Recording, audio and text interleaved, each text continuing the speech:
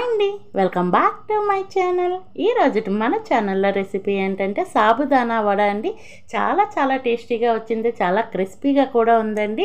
ఇవేంటంటే స్నాక్స్గా అయినా బాగుంటుంది, మార్నింగ్ బ్రేక్ఫాస్ట్గా అయినా చాలా బాగుంటుంది. రెసిపీ అయితే ఒకసారి ట్రై చేసేయండి.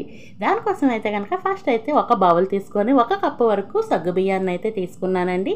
ఇవి మరీ పెద్దవి కాకుండా మరీ చిన్నవి కాకుండా మీడియం సైజులో ఉండేటట్టు చూసుకోండి. వీటిని మొత్తం ములిగేటట్టు వాటర్ వేసుకోండి. మరీ ఎక్కువ వేసుకోవద్దు, జస్ట్ ములిగేంత వరకు వాటర్ వేసుకొని మూత పెట్టేసి 1 గంట వరకు వీటిని అయితే కనుక బాగా నానపెట్టుకుందాం. గంట తర్వాత మీకు చూపిస్తున్నాను చూడండి, సైజు బాగా పెరిగాయి కదా, అంటే బాగా ఉబ్బాయి నానాయి కూడా. ఇలా ప్రెస్ చేస్తే ముద్దలా అవుతుంది. ఇలా మొత్తం అన్నీ ఒకసారి బాగా కలిపేసుకోండి. వాటర్ తక్కువ వేసుకుంటే ఇలా మనకి విడివిడిగా వస్తుంది, అదే ఎక్కువ వేసిస్తే పేస్ట్లా రెడీ అవుతుంది. అలాగే ఈ లోపైతే నేను బంగాళదుంపలు కూడా ఉడకపెట్టుకున్నానండి. ఒక 2 బంగాళదుంపల్ని వీడియోలో చూపించిన విధంగా ఇలాగ తురిమేసి వేసుకోండి. లంప్స్ ఏమీ లేకుండా ఈ విధంగా తురుముకోవాలి. నెక్స్ట్ అయితే ఇందులో సన్నగా తరుక్కున్న పచ్చిమిర్చి వేసుకుంటున్నాను. అలాగే సన్నగా తరుక్కున్న కొత్తిమీర, సన్నగా తరుక్కున్న కరివేపాకు, వీటిని వేసుకుంటే ఫ్లేవర్ చాలా బాగుంటుందండి. అలాగే సన్నగా తరుక్కున్న అల్లాన్ని వేసుకోండి. అలాగే టేస్ట్కి తగ్గ సాల్టు, కొంచెం సన్నగా తరుక్కున్న ఉల్లిపాయ ముక్కలను వేసుకొని 1 స్పూన్ వరకు జీలకర్రని కానీ వామును కానీ వేసుకోండి. ఇక్కడ జీలకర్ర వాము మీ ఆప్షనల్ అండి, మీకు ఏ ఫ్లేవర్ నచ్చితే ఆ ఫ్లేవర్ వేసుకోండి.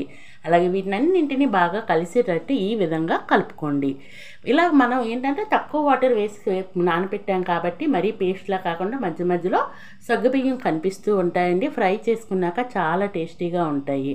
ఇలా మొత్తం కలుపుకున్న తర్వాత చేతులకి నూనె రాసుకొని ఈ విధంగా చిన్న సైజ్ బాల్స్లో రెడీ చేసుకున్న తర్వాత పొటాటో కట్లెట్స్ ఉంటాయి కదండి, ఆ విధంగా ఇలాగా మరీ మందంగా కాకుండా పల్చగా కాకుండా వీడియోలో చూపించిన విధంగా స్ప్రెడ్ చేసుకోండి.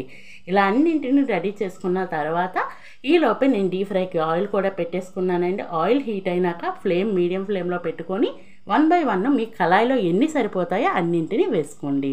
మరి ఎక్కువగా ఒకేసారి వేసుకోవద్దండి. అలాగే ఫ్లేమ్ కూడా హై ఫ్లేమ్లో పెట్టొద్దు, మీడియం టు లో ఫ్లేమ్ అడ్జస్ట్ చేసుకొని ఫ్రై చేసుకోండి.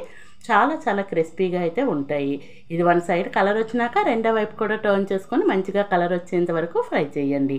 అలాగే ఈలోపు మీకు వచ్చిన రిక్వెస్ట్ అండి, మన ఛానల్ ఇంతవరకు ఎవరైనా సబ్స్క్రైబ్ చేయకపోతే ప్లీజ్ అండి సబ్స్క్రైబ్ చేయండి.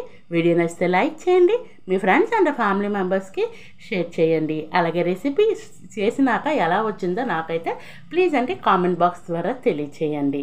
చూస్తున్నారు కదా, మొత్తంగా 2 వైపులా మంచిగా కలర్ వచ్చేంత వరకు ఫ్రై చేయండి. చూస్తుంటేగానే ఎంత టెంప్టింగ్గా అనిపిస్తున్నాయి కదా, చాలా క్రిస్పీగా కూడా వచ్చాయండి. ఒకసారి అయితే ట్రై చేసేయండి. ఇలా మొత్తంగా మంచి కలర్ వచ్చిన తర్వాత వీటిని అయితే కనుక సర్వ్ చేసుకోండి. ఇది గ్రీన్ చట్నీతోనైనా చాలా బాగుంటుంది, లేదంటే రెడ్ చట్నీతో కూడా చాలా టేస్టీగా ఉంటుంది. ఫైనల్లీ రెసిపీ అయితే మనకి రెడీ అయిపోయిందండి. Ready to eat. Thank you for watching. Please subscribe.